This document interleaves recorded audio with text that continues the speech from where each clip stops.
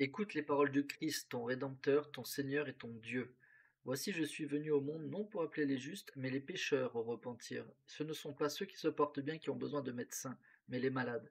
C'est pourquoi les petits-enfants se portent bien, car ils ne sont pas capables de commettre le péché. C'est pourquoi la malédiction d'Adam leur est ôtée en moi, de sorte qu'elle n'a aucun pouvoir sur eux, et la loi de la circoncision est abolie en moi.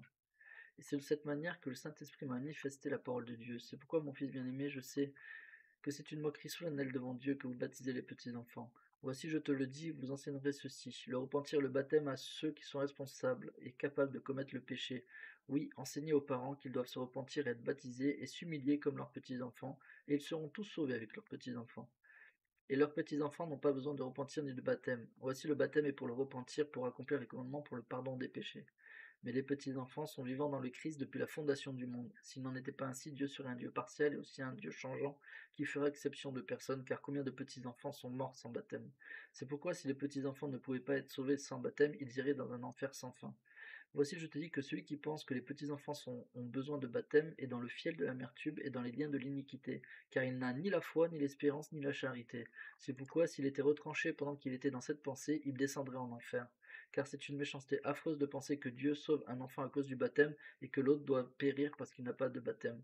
Malheur à ceux qui pervertiront les voies du Seigneur de cette manière, car ils périront, à moins qu'ils ne se repentent. Voici, je parle avec hardiesse, ayant autorité de Dieu, et je ne crains pas ce que l'homme peut faire, car l'amour pur bannit toute crainte. Et je suis rempli de charité qui est l'amour éternel. C'est pourquoi tous les enfants sont égaux pour moi, c'est pourquoi j'aime les petits enfants d'un amour parfait, et ils sont tous égaux et participants du salut. Car je sais que Dieu n'est pas un Dieu partial ni un être changeant, mais il est invariable de toute éternité à toute éternité.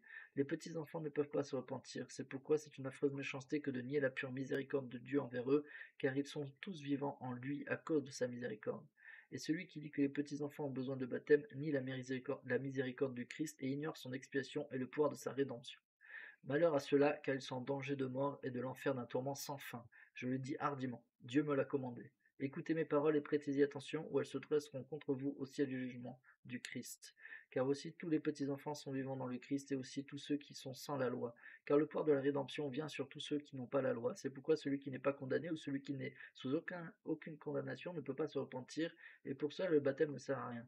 Mais c'est une moquerie devant Dieu, signer la miséricorde du Christ et le pouvoir de son Esprit Saint, et s'est placé sa confiance dans des œuvres mortes.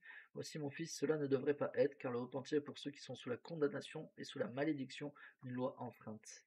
Et les prémices du repentir, c'est le baptême, et le baptême vient par la foi pour accomplir les commandements, et l'accomplissement des commandements apporte le pardon des péchés.